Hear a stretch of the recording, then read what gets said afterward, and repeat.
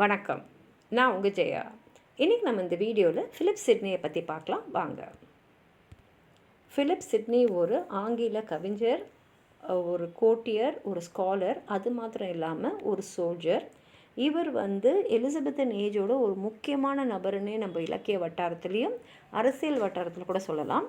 இவருடைய ஆரம்ப காலகட்ட வாழ்க்கைன்னு பார்த்திங்கன்னா, இவர் பிறந்தது கென்ட், அதாவது பென்ஷட் பிளேஸ்லன்றது தான். இவர் ரொம்ப ஒரு பெரிய பணக்கார குடும்பத்தில் தான் பிறந்திருக்காரு. இவர் படித்ததெல்லாம் ஷ்ரூஸ்பெரி ஸ்கூல்லையும் கிரைஸ்ட் சர்ச்லேயும் தான் படிச்சிருக்காரு. இது ஆக்ஸ்ஃபோர்டில் இருக்குது. இவர் சர் ஹென்ரி சிட்னிக்கும் லேடி மேரி டுட்லிக்கும் பிறந்த மூத்த மகன். இவரோட சகோதரி மேரி, இவங்களும் ஒரு எழுத்தாளர், ஒரு மொழிபெயர்ப்பாளர். அது மாத்திரம் இல்லாமல் இலக்கியத்தை போற்றுபவர், அதாவது லிட்ரரி பேட்ரன். இவங்க ஹென்ரி ஹெர்பர்ட், இவர் ரெண்டாவது ஏர்ல் ஆஃப் பெம்ப்ரூக், இவரை தான் திருமணம் பண்ணிகிட்ருக்காங்க. சிட்னி அவர் எழுதின ஆர்கேடியாவை, அதுதான் அவருடைய எழுதின ஒரு பெரிய ஒரு நீளமான ஒரு படைப்பு. அதை அவருடைய சகோதரியான மேரிக்கு தான் அர்ப்பணிச்சிருக்காரு. அவர் இறந்துட்ட அப்புறம் மேரி அவர் எழுதின ஆர்கேடியாவை திருப்பி புதுப்பிச்சு அதை த கவுண்டர்ஸ் ஆஃப் பெம்ப்ரூக்ஸ் ஆர்கேடியான்னு வெளியிட்டாங்க. 1575 சிட்னி பெனிலோப் டெவரெக்ஸ்ன்ற ஒரு அழகான பெண்ணை பார்த்தாங்க. அவங்க ரொம்ப சின்ன வயசுனாலும் அவர் அவங்களால ரொம்ப இன்ஸ்பயர் ஆகிட்டு தான் 1580 ஆஸ்ட்ரோஃபெல் அண்ட் ஸ்டெல்லா அப்படின்ற ஒரு சீக்வன்ஸை இது ஒரு சோனட் சீக்வன்ஸை எழுதினார்.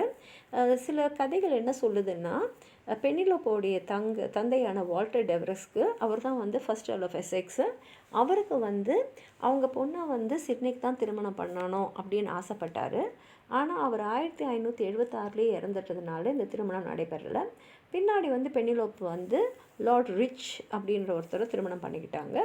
நிறைய பேர் சொல்கிறாங்க அவங்களுக்கும் சிட்னியை தான் திருமணம் பண்ணிக்கணுன்ற எண்ணம் இருந்ததுனால, முழு மனசு இல்லைனாலும் அவங்க லார்ட் ரிச் தான் திருமணம் பண்ணிக்க வேண்டிய சூழ்நிலை அமைஞ்சிடுச்சு அப்படின்னு சொல்கிறாங்க. சிட்னிக்கு 1583 நைட்வுட் கிடச்சிது. அதே சமயத்தில் ஆனி சிசில், இவங்க சர் வில்லியம் சிசிலோடைய பெண். அவங்கள திருமணம் நடத்துறதுக்கு ஏற்பாடுலாம் நடந்தாலும் பின்னாடி அவங்க டி வெரா அப்படின்ற ஒருத்தரை தான் திருமணம் பண்ணிக்கிட்டாங்க. அதனால் இந்த திருமணமும் அவருக்கு நடக்கலை. 1583 அவர் ஃப்ரான்சிஸ்ன்னு சர் ஃப்ரான்சிஸ் வால்சிங்கமோட 16 வயது பெண்ணை தான் திருமணம் பண்ணிக்கிட்டாங்க. அந்த வருஷமே அவர் ஆக்ஸ்ஃபோர்ட் யூனிவர்சிட்டிக்கு போகும்போது தான் அவருக்கு ஒரு நல்ல நண்பர், அதாவது கியோர்டானா ப்ரூனோ அப்படின்றவர் கிடச்சார். இவர் நிறைய காஸ்மாலஜி தியரிஸ்லாம் எழுதியிருக்காரு. அவர் பின்னாடி பார்த்திங்கன்னா 2 புத்தகங்கள், அவர் எழுதின 2 புத்தகங்களை சிட்னிக்கு டெடிகேட் பண்ணியிருக்காரு. அந்த அளவுக்கு அவங்களோட நட்பு அவ்வளோ உன்னதமாக அமைஞ்சிருக்கு. இவங்க சிட்னிக்கு 1585 ஒரு பெண் எலிசபெத்துன்னு அவங்க பேர் வச்சாங்க, பிறந்தாங்க. பின்னாடி அவங்க ராஜர் மேனர்ஸ், அவர் ரக்லண்டோட 5வது ஏர்ல், அவரை மார்ச் 1599 திருமணம் பண்ணிக்கிட்டாங்க. ஆனாலும் அவங்களுக்கு குழந்தையே இல்லாமல் 1612 இறந்துட்டாங்க. இவருடைய இலக்கிய படைப்புகள்லாம் பார்த்திங்கன்னா, சிட்னி வெறும் கவிஞர், வெறும் ப்ரோஸ் ரைட்டர் அப்படிலாம் சொல்ல முடியாது. அவர் பன்முகத்தன்மையுடையவராக இருந்திருக்காரு. ஆனால் என்னென்னா, அவருடைய காலகட்டத்தில், அவர் வாழ்ந்த காலகட்டத்தில் அவருடைய எந்த படைப்பையுமே அவர் பப்ளிஷ் பண்ணி வெளியிடலை. ஆனால் அவர் எழுதினது எல்லாமே மேனுஸ்கிரிப்டாக அவருடைய சர்க்கிளில் ஒரு எல்லார்கிட்டையும் போயிட்டு தான் இருந்தது. அதில் ரொம்ப ரொம்ப அருமையான படைப்புன்னு பார்த்திங்கன்னா அந்த சானட் சீக்வன்ஸ் தான். அதில் மொத்தம் 108 லவ் சானட்ஸ் இருக்குது. இது எல்லாமே அவர் பெட்ராச் அண்ட் பெரி டி ரான்செட் அவங்களோட டோன் அண்ட் ஸ்டைலில் தான் அவர் எழுதியிருப்பார். இதனால தான் ஷேக்ஸ்பியருக்கு அடுத்தபடியாக கிரேட்டஸ்ட் சானட் அப்படி சானட்டர் இன் இங்கிலீஷ்னு சொன்னால் நம்ம சிட்னியை சொல்கிறோம். இதில் அவர் அவருடைய மிஸ்ட்ரஸான லேடி பெனிலோப் ரிச்சுக்கு எழுதியிருந்தாலும் அது அவர் டெடிகேட்டட் டு மை ஒய்ஃப்னு தான் எழுதியிருக்காரு. இதில் பார்த்திங்கன்னா அந்த மொழியும் அதை எழுதியிருந்த விதமும் அவ்வளோ எமோஷ்னலாக இருக்கும். இதில் அவர் பெட்ராச் அண்ட் ஆக்டேவ், அதாவது ஏபிபிஏ தான் அடாப்ட் பண்ணியிருக்காரு. ஆனால் முடியும் போது செசட் இங்கிலீஷ் ஃபைனல் கப்லெட் மாதிரி முடிச்சிருக்காரு. அவர் கோர்ட்டில் இல்லாத ஒரு காலகட்டத்தில் தான் அவர் ஆஸ்ட்ரோஃபெல் அண்ட் ஸ்டெல்லாவை 1591 எழுதியிருக்காரு. அதே மாதிரி அந்த முதல் டிராஃப்ட் ஆஃப் த ஆர்கேடியா, அந்த டிஃபென்ஸ் ஆஃப் பொய்ஸியும் அந்த காலகட்டத்தில் தான் எழுதியிருக்காரு. பின்னாடி அவர் எட்மண்ட் ஸ்பென்சரை மீட் பண்ணியிருக்காரு. 2 பேரும் பழகியிருக்காங்க. அவர் இறந்துட்ட அப்புறம் எட்மண்ட் ஸ்பென்சர் அவரோட ஷெப்பர்டஸ் கேலண்டரை சிட்னிக்கு டெடிகேட் பண்ணியிருக்காரு. அவருடைய இறப்பு எப்படின்னு பார்த்தீங்கன்னா, அவர் வந்து பேட்டில் ஆஃப் ஜுட்பெனில் வந்து சர் ஜான் நாரிஸோடு சேர்ந்து இந்த ப்ராட்டஸ்டன்ட் காஸ்க்காக ஸ்பானிஷ் எதிர்த்து அவங்க போராடிட்டு இருந்தாங்க. அப்போ அந்த போர்க்காலத்தில் அவருடைய தொடையில் வந்து காயம் பட்டுடுச்சு. காயம் பட்ட இடம் வந்து ரொம்ப மோசமாக கேங்க்ரீன் மாதிரி ஃபார்ம் ஆகி 26 நாள் அவரை கஷ்டப்படுத்தி 31 வயசில் அவர் வந்து இறந்துட்டார். இதில் வந்து குறிப்பிட்டு நம்ம என்ன சொல்லணும்னா, போர் செய்யும் போது சிட்னி கவனிச்சிருக்காரு. அவருடைய போர் வீரர்களை சில பேர் வந்து அவர் வந்து முழுசாக வந்து அந்த நம்ம கேடயெல்லாம் போட்டுப்போம் இல்லையா, அந்த மாதிரி வந்து அந்த ஆர்மர்லாம் முழுசாக எல்லாம் பார்த்த உடனே நம்ம கூட வந்து போர் புரிய ஒரு வீரனுக்கு வந்து அந்த ஆர்மர் இல்லாத போது நம்ம முழுசாக வந்து நம்ம ஆர்மர் போட்டு போர் புரியுது தப்பு அப்படின்னு அவருக்கு தோணி அவரோட தொடையை வந்து காலில் போட்டிருந்த அந்த ஆர்மரை கழட்டி அந்த வீரருக்கு அவர் கொடுத்துருக்காரு. அதனால தான் அவருக்கு தொடையில் வந்து காயமே ஏற்பட்டுச்சு. இல்லைன்னா வந்து கொஞ்சம் தப்பிக்கிறதுக்கான சந்தர்ப்பமாக அமைஞ்சிருக்கலாம். அவர் வந்து மரணப்படுக்கையில் இருக்கும் போதே அவருடைய இறப்புக்கு பாட வேண்டிய பாடலை அவரே வந்து எழுதி கொடுத்துருக்காரு.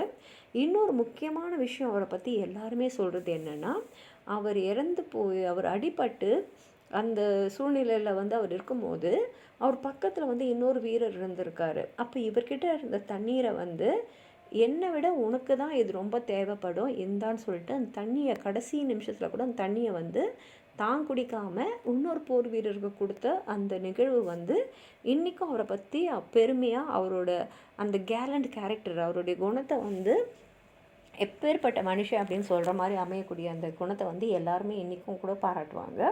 அவரோட உடல் வந்து லண்டனுக்கு வந்து அங்கே வந்து இருக்கக்கூடிய ஓல்டு சென்ட் பால்ஸ் கத்தீட்ரல் தான் வந்து புதைக்கப்பட்டது. அது புதைக்கப்பட்ட தேதி வந்து 16 February 1587. ஆனால் அந்த கல்லறை வந்து இந்த கிரேட் ஃபயர் ஆஃப் லண்டன் அது வந்து 1666 வந்து அழிக்கப்பட்டுடுச்சு. அதே சமயத்தில் அவருடைய அந்த எட்மண்ட் ஸ்பென்சரோட ஆஸ்ட்ரோஃபில் வந்து ஒன் ஆஃப் த கிரேட்டஸ்ட்டு ரெனேசான்ஸில் இருக்கக்கூடிய எலிஜிஸ்ன்னு சொல்லலாம். ஏன்னா அதில் வந்து அவரோட குணங்கள் எல்லாமே அதில் வந்து தெரிகிற மாதிரி அவர் எழுதியிருப்பார். அதே மாதிரி சிட்னியோட பயோகிராஃபியும் அவரோட நெருங்கிய நண்பரும் பள்ளி தோழருமான ஃபுல்க் கிரீவெல் வந்து எழுதியிருக்காரு. இவருடைய படைப்புகள்னு பார்த்திங்கன்னா த லேடி ஆஃப் மே, இது ஒரு மாஸ்க்கு. இது வந்து குயின் எலிசபெத்துக்கு முன்னாடி பெர்ஃபார்ம் பண்ணுறதுக்காக அவர் 1578 இல்லை 1579 எழுதியிருக்காரு. அதுக்கப்புறம் ஆஸ்ட்ரோஃபெல் அண்ட் ஸ்டெல்லா, இதுதான் வந்து இங்கிலீஷ்லேயே இருக்கக்கூடிய ஃபஸ்ட்டு சானட் சீக்வென்ஸு. இது அநேகமாக 1580 வந்து அவர் எழுதியிருக்கணும். அப்புறம் இந்த கவுண்டஸ் ஆஃப் பென்புக்ஸ் ஆர்கேடியா, இது வந்து ஒரு பேஸ்டல் எலிமெண்ட் இருக்கக்கூடிய ஒரு ரொமான்ஸ் தான். இதை வந்து அவர் வந்து ஹெலினிஸ்டிக் மாடல் ஆஃப் ஹெலிடோஸ்லேருந்து தான் டிரைவ் பண்ணியிருக்கான்னு சொல்கிறாங்க. வில்லியம் ஷேக்ஸ்பியரே இதுலேருந்து வந்து கிங் லியரோட சப்ளாட்டான கிளாச்செஸ்டருக்காக எடுத்திருக்காரு அப்படின்னு சொல்லலாம். அதே மாதிரி இதுலேருந்து சில பகுதிகளை வந்து ஜான் டேவும் ஜேம்ஸ் ஷேர்லியும் அவங்களோட ட்ராமாக்காக பயன்படுத்தியிருக்காங்க. முக்கியமாக சொல்லணுன்னா கிங் சார்ல்ஸ் ஃபஸ்ட்டு வந்து அவரை வந்து தூக்கில் வந்து போடுறதுக்காக அழைச்சின்னு போகும்போது அந்த படிக்கட்டில் ஏறார்ல ஸ்கஃபோல்டில், அப்போது வந்து இந்த இதில் இருக்கக்கூடிய வரிகளை சொல்லிக்கிட்டே அவர் ஏறினார் அப்படின்றதும் ஒரு வரலாறு பதிவு தான். அதே மாதிரி சாமுவல் ரிச்சர்ட்ஸனும் அவருடைய முதல் நாவல் அந்த ஹீரோயினுக்கு பமீலா ஆர் வர்ச்சு ரிவார்டட், அதாவது சிட்னியோட பமீலாவை பேஸ் பண்ணி தான் அவரும் பேர் வச்சுருக்காரு. அதே மாதிரி பார்க்க போனால் ஆர்கேடியா வந்து வேறு வேறு வெர்ஷன்ஸில் இன்றைக்கி நமக்கு இருக்குது. ஒன்று வந்து சிட்னி எழுதின முதல் வெர்ஷன், அது வந்து ஓல்டு ஆர்கேடியா. இதை அவர் எழுதும் போது அவர் வந்து அவரோட சகோதரி மேரி ஹர்பர்ட்டோட வீட்டில் இருக்கும்போது தான் எழுதியிருக்காரு. அவர் வந்து 3 புஸ்தகங்களையும் வந்து முடிச்சிட்டாரு. ஆனாலும் வந்து முழுமையாக வந்து முடிக்கல, அதுக்குள்ளே அவர் இறந்துட்டார். அப்போது அந்த 3ஆவது புக்கு வந்து நடுவுலேயே ஒரு கத்தி சண்டையோடு நின்றுடுது. இது வந்து நிறைய எடிஷன்ஸாக வந்திருக்கு. இது வந்து பார்த்திங்கன்னா ஃபுல் கிரிவெல் வந்து ஒரு ரிவைஸ்ட் வெர்ஷனை வந்து 1590 வெளியிட்டார். அப்புறம் இந்த கவுண்டஸ் ஆஃப் பெம்புரோக், அதாவது சிட்னியோடைய சகோதரி மேரி வந்து 1593 அவங்களுடைய வெர்ஷனை வந்து அவங்க வெளியிட்ருக்காங்க. அப்புறம் 1621 சர் வில்லியம் அலெக்சாண்டர் வந்து மற்ற 2 கதைகளோட இணையிற மாதிரி அவர் ஒன்று எழுதி அவர் வந்து வெளியிட்ருக்காரு. அதனால் இந்த ஆர்கேடியா மாத்திரம் வேறு வேறு வெர்ஷன்ஸில் இருக்குது.